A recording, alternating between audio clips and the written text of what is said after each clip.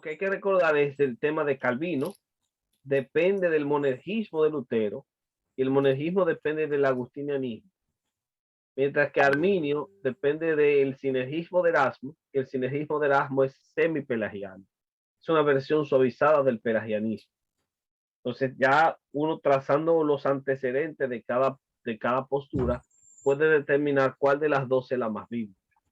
Pero prácticamente nosotros explicamos esto con lujo de detalles. Está más detallado en las páginas 132, 133 del folleto. Y la oración de Agustín, Dios, danos lo que ordenas y ordena lo que desees, es muy importante porque señala que Dios es quien determina lo que nosotros vamos a hacer. O como Lutero dice, Señor, tú eres mi justicia, así como yo soy tu pecado. Yo no puedo hacer nada para salvarme. Dios lo hizo todo. Y por eso, como dice Calvino, es más fácil intentar sacar aceite de una piedra que salvarse por sus obras. El cielo no se gana, se recibe. Y esa es la postura calvinista. La postura contraria, como la de Pelagio, dirá que si debo, puedo. Es decir, Dios no exige algo que yo no pueda cumplir. Dos, el hombre coopera con Dios en su salvación, dice Erasmo. Y tres, el hombre da el 1% que falta y Dios da el 99%, dice Arminio. Este concepto apunta que el hombre tiene una participación activa en su proceso salvífico. Y así está dividida la soteriología. Hay quienes son o abrazan el pensamiento derivado de Agustín, Lutero y Calvino, y hay quienes se inclinan por la versión suavizada de Pelagio. Es interesante que los católicos romanos abrazan esta postura, aunque tengan a Agustín como santo y a Pelagio como hereje. Desde el obispo Zósimo, ellos han aceptado una versión suavizada del pelagianismo. Así que los católicos romanos creen que la salvación no solo es por gracia, sino también por obra. Pero nada más no son los católicos romanos, los adventistas, los mormones, los testigos de Jehová. Y claro, tenemos que decir que los pentecostales y los metodistas tienen una versión suavizada del arminianismo como concepto dentro de su pensamiento teológico. ¿Se entendió? Así que esto es una cuestión de católicos y evangélicos. Es una cuestión de soteriología. Ahora la pregunta es, ¿quién tiene la razón? Esa es la pregunta que nosotros tenemos que hacernos para poder responderla con total propiedad. ¿Quién tiene la razón? Para ello, nosotros necesitamos colocar estas posturas enfrentadas con las escrituras y hacernos la pregunta de qué dice la Biblia. ¿A cuál postura nosotros debemos considerar más bíblica? ¿La calvinista o la arminiana? ¿La que dice que la salvación depende solo de Dios o la que señala que depende de Dios y del hombre? ¿Cuál es la más bíblica? Antes de pasar a la explicación, me gustaría sondear sus respuestas. Rosiris, ¿cuál es la más bíblica? ¿Y por qué? La postura calvinista, ¿Por puesto que la escritura dice que nuestra salvación es por gracia y no por obras para que nadie se gloríe. Es decir, es 100% un regalo para que nadie pueda decir esto, yo hice esto y alcancé esto. Muy bien. Edinson, ¿cuál de las dos posturas tú entiendes que es la más correcta? El calvinismo, ¿Por qué? porque que la salvación es un don de Dios, un regalo, y lo que en nosotros, en el hombre, no hay nada bueno, sino que su corazón va de continuar más cada día. Y las obras, o sea, lo que hay bueno en nosotros es porque Dios ha quitado ya todo lo malo para plantar su voluntad en nosotros, para que nosotros entonces hagamos la obra que Él mismo nos ayuda a hacer. Muy bien.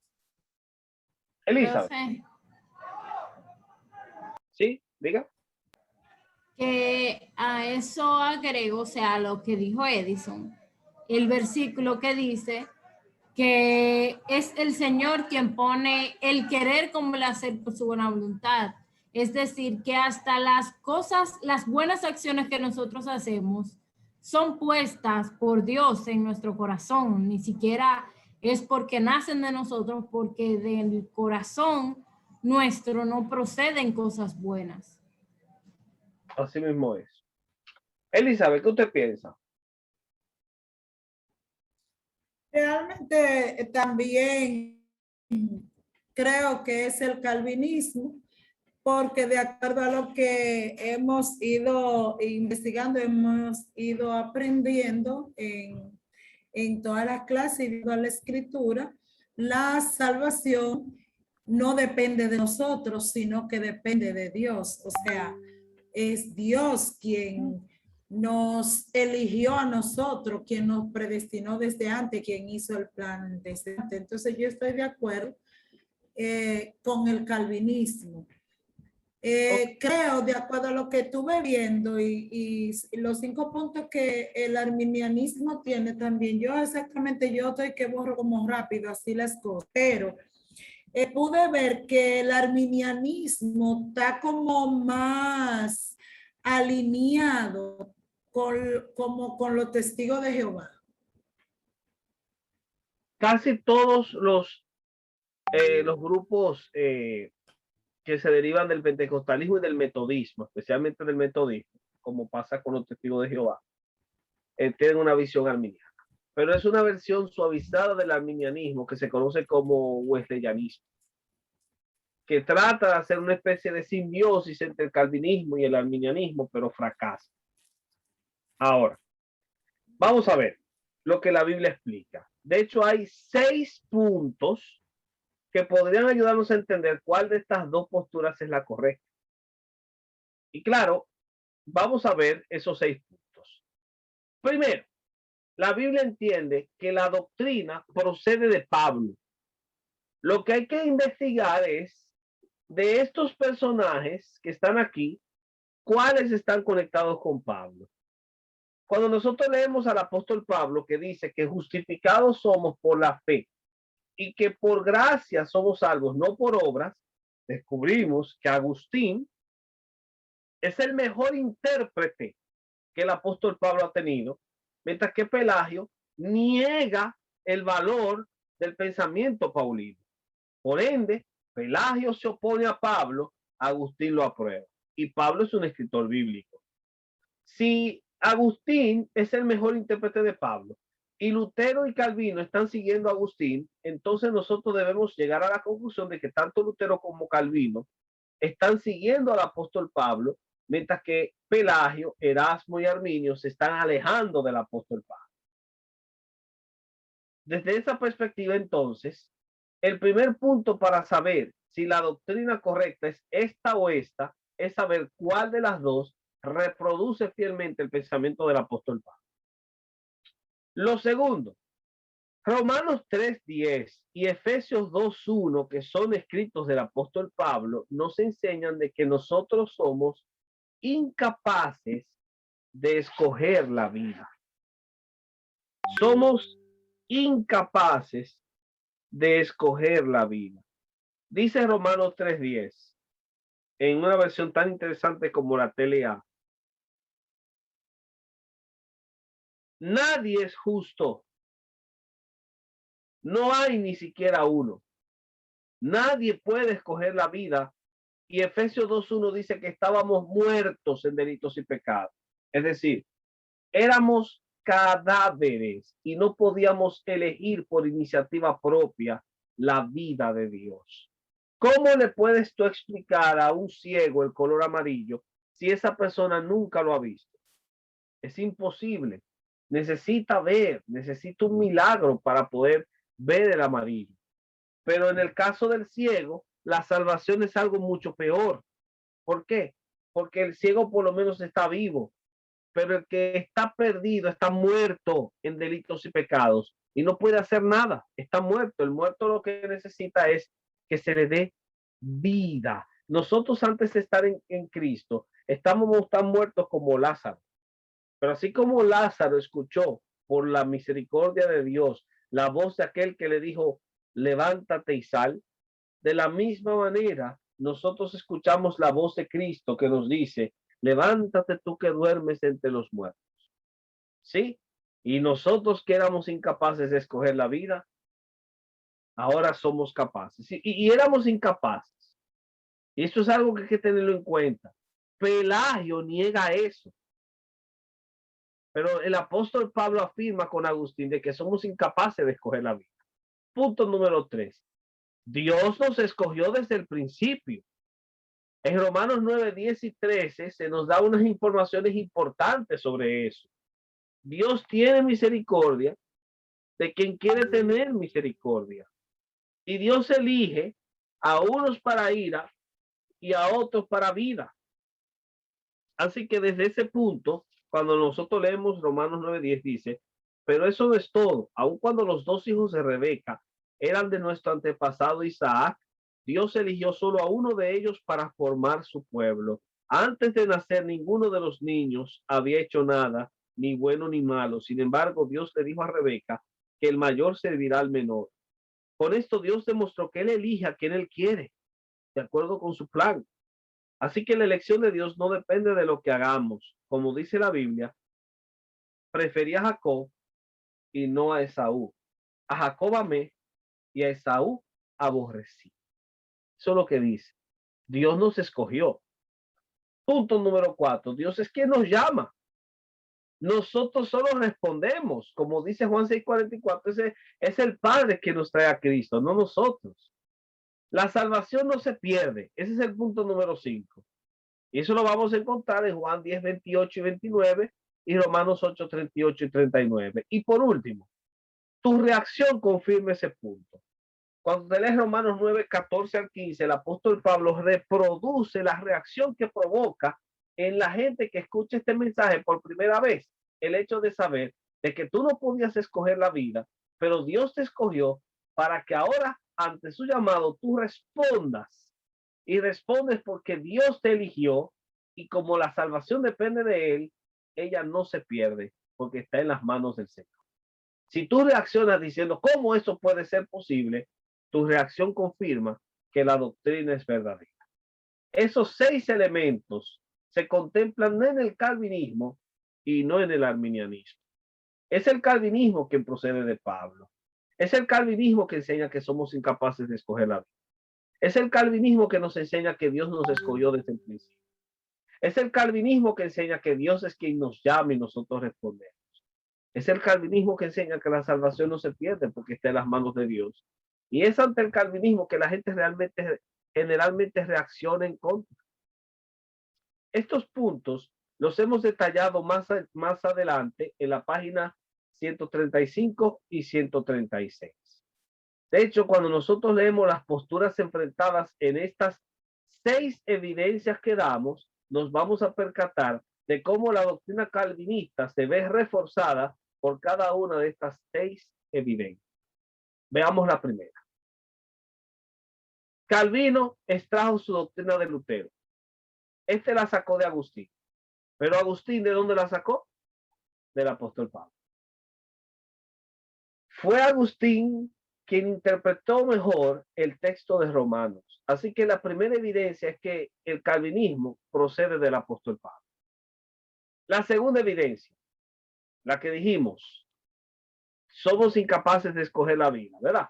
Bueno, nadie busca a Dios. Nadie es justo. Quien nos busca a nosotros es Él. ¿Y por qué no podemos buscar a Dios? Porque no podemos. Porque estamos muertos en delitos y pecados. No enfermos, como supone Erasmo, sino muertos en delitos y pecados. Y un muerto no se levanta por su propia voluntad de la tumba. Necesita la vida que solo Dios le puede dar por gracia. Así que esa es la segunda evidencia. Enseña que estamos muertos y no podemos elegir la vida. Tercera evidencia. Dios te escogió desde antes de la fundación del mundo. Dios te predestinó. Por eso dice Romanos 9, 10 al 13, a Jacob amé y Esaú aborrecí. Mucha gente se pregunta, ¿cómo fue posible que Dios aborreciera a Esaú mucho antes de que Esaú hiciera algo malo o bueno? Y sin embargo, no se dan cuenta que la pregunta correcta no es por qué Dios aborreció a Esaú, sino por qué Dios amó a Jacob. Porque ninguno de los dos lo merecía y Dios no estaba comprometido con ninguno. Que Dios aborreciera a Esaú simplemente lo hacía justo, porque todos, incluso antes de nacer, ya estamos destinados a pecar. Así que Dios es justo al aborrecer, pero es misericordioso al amar, porque Dios no está obligado a amar. Y sin embargo, a Jacob amó. ¿Entendieron eso? Asimismo, nosotros debemos hacer aquí una distinción entre lo que es la gracia común y la gracia salvífica. Que Dios haga que su sol salga sobre malos y buenos significa que Dios tiene gracia común con todos, pero la gracia común no es la gracia que salva. Dios hace que su sol salga sobre malos y buenos, pero Dios no salva a todos. Y eso es algo que hay que tenerlo claro. La cuarta evidencia, Dios nos llama, nosotros respondemos. En Juan 6:44 se nos enseña que nadie se convierte a Dios si Dios no lo llama. Y en Juan 10:26 dice que los impíos no escuchan la voz del Señor porque no son sus ovejas. Si usted no es oveja del Señor, usted no va a escuchar su voz. Quinta evidencia, la salvación no se pierde, porque Juan 10:28 dice que nadie va a arrebatar las ovejas de Dios de sus manos. Jesús dijo que nadie arrebatará sus ovejas de sus manos. Y por eso en Romanos 8 el apóstol se pregunta, ¿quién te separará de Cristo? Nada, ni nadie, ni siquiera tú mismo. Y la sexta evidencia, si usted se siente incómodo con esta doctrina, o si usted se ve que la gente se siente incómoda, entonces recuerde que esta reacción demuestra que la doctrina es verdadera.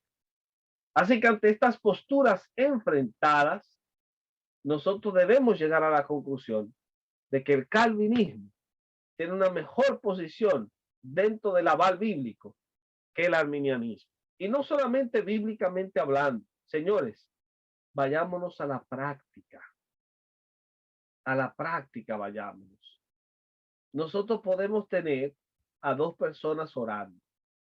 De hecho, alguien dijo una vez que nosotros podremos predicar como arminianos, pero nunca vamos a orar como arminianos. Eso lo dijo Spurgeon. El príncipe de los predicadores dijo, se puede predicar como un arminiano, se puede cantar como un arminiano, pero nunca nadie va a orar como arminiano. Todo el mundo ora como calvinista. Veamos cómo un arminiano ora, porque si la salvación depende de mí, vamos a ver, Señor, no te tengo que dar gracias por la salvación. Después de todo, si tengo vida eterna, ha sido porque yo tuve la capacidad suficiente para decidirlo, y por eso soy mejor niño que el que tengo a mi lado. ¿Entienden eso? Un arminiano siempre va a orar dándose bombo. ¿Por qué? Porque si la salvación depende de mí y yo tengo una voluntad tan omnímoda y poderosa como la de Dios, entonces yo puedo decidir por mi salvación. Yo no tengo que darle gracias a Dios, yo tengo que darme gracias a mí. Sin embargo, un calvinista que reconoce que la salvación depende de la gracia de Dios, orará de esta manera: Señor, gracias por la gracia. No merecía ser salvo. No tenía la capacidad para hacerlo. Mi pecado me separó de ti y sin embargo tú decidiste salvarme. Gracias de verdad. Te pido que me permitas extender esta gracia sobre los demás. Esa oración es la oración calvinista. Es la oración que usted y yo hacemos. Porque nadie en su sano juicio se va a presentar delante de Dios como el fariseo. Señor, te doy gracias porque no soy como los demás hombres. ¿Se acuerdan del fariseo? Mientras que el publicano entendió la gracia y decía, Señor, ten misericordia de mí, pecador. Uno se exaltó, el otro se humilló.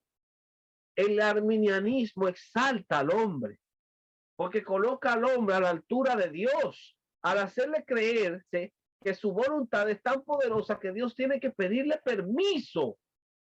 Pero ustedes están oyendo esa barbaridad.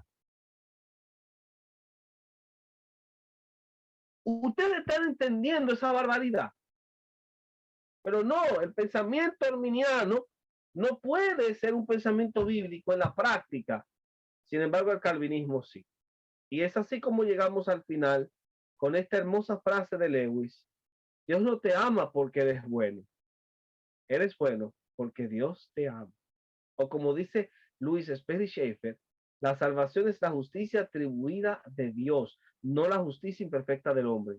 La salvación es regeneración divina, no reforma humana. La salvación es ser aceptable a Dios, no convertirse en excepcionalmente bueno. La salvación es integridad en Cristo, no competencia de carácter. La salvación es siempre de Dios y solo de Él. No es nunca del hombre.